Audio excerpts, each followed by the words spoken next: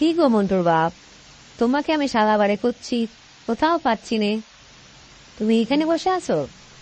কি হয়েছে, তোমার মন খারাপ নাকি? আরে দেখো না, ওইদিকে মন্টু, ওই যে 5 তারিখে গেল না কোনো ভবনে, মুরগি একখান ধরে নিয়ে আইছে। এখন বলতেছে এটা কষায় রান্না করে দিতে।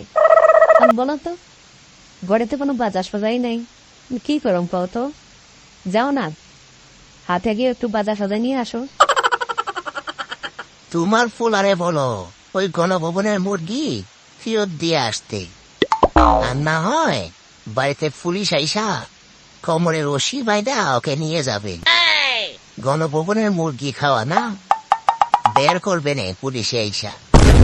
এখন শুনো, আমি এখানে বসে আছি, আমি তো বাজারে যেতে পারবো না। নেই, বাজারে যে দোকান আছে সবগুলা তো বন্ধ হয়ে গেছে। দোকান নাকি ডাকাত দলেরা হানা দিচ্ছে। নাহলে কোথায় থেকে বাজার কোথায় করবো? সব দোকানই তো বন্ধ আছে। ওদিকে আমার দোকানে তো কিনতে পারতেছি না, আমার হাতেও তো টাকা পয়সা নেই। আমার দোকানের মাল যদি বিক্রি না করি তাহলে হাতে টাকা কোত্থেকে আসবে বলো? ওরে মুরগি খাওয়া বের করে দাও, ওরে বলো এই মুরগিটা দিয়ে আসতে।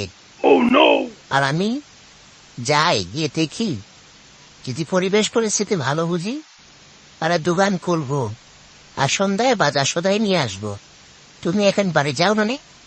আমি যাচ্ছি বাজারের দিকে, তুমি বাড়ি যাও। মা মা, মুরগিটা কি রান্না করে ফেলেছ? আমার না অনেক ক্ষুধা পেয়েছে, যদি পারো এখনই 2টা কেটে দাও। অনেকদিন ধরে খাইনি মুরগি রোস্ট। উফ, খুব খেতে ইচ্ছে করছে মা।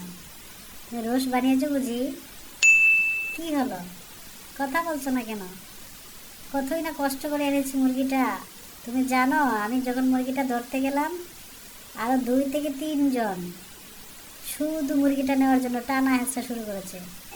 ছোট বলে একটা লোক আমাকে দিয়ে দিয়েছে। কত ছেড়া বলে নাকি রোস্ট খাবে, যা তাদের পিটিয়ে বিদায় করবো, রোস্ট খাওয়াবো তোমাকে। ঘরে খাওয়া না করিও নেই, যা রোস্ট খাওয়াতে কি লাগে জানো? মশলাপাতি লাগে, তেল নুন লাগে, কিছুই তো ঘরে নেই, সেটা খেয়াল আছে? তাই বলেছে রোস্ট খাবে, খাওয়াচ্ছি তাকে রোস্ট। ভাগ আমার সঙ্গে সামনে থেকে। গণভবন থেকে চুরি করে মুরগি নিয়েছে, সে আবার বলে রোস্ট খাবে। চুর কোথাকা, তা চুরকে পয়দা করেছি আমি। ভাগ সামনে থেকে, চুরের উপরে চুর। কি গো গিন্নি, সন্ধ্যা হয়েছে, তুমি বাইরে কেন বসে আছো? কি চিন্তা করছো? জানো কি শুনে এলাম?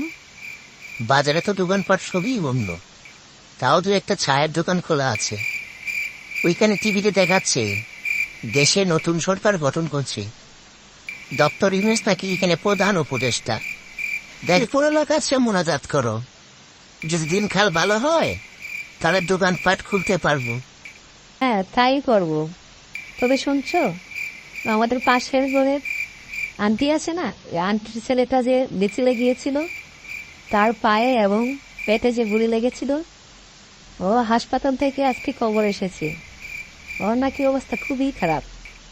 আমি খুব টেনশন করতেছি, ছেলেটা অনেক ভালো ছিল, যদি কিছু হয়ে যায়। চিন্তা করো না, কিছু হবে না।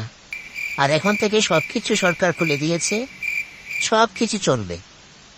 আশা করি আমিও দোকানপাট খুলবো, ভালো বেচাকেনা হবে, আর আমাদের এই খাওয়া পড়া বাজারের কোনো সমস্যা হবে না। আজকে মন তো অবশ্যই না খেয়ে ঘুমিয়ে পড়েছে। আমি কালকে হাট থেকে একটা মুরগি কিনে দিব, তুমি ওকে রান্না করে খাওয়াবে, ঠিক আছে?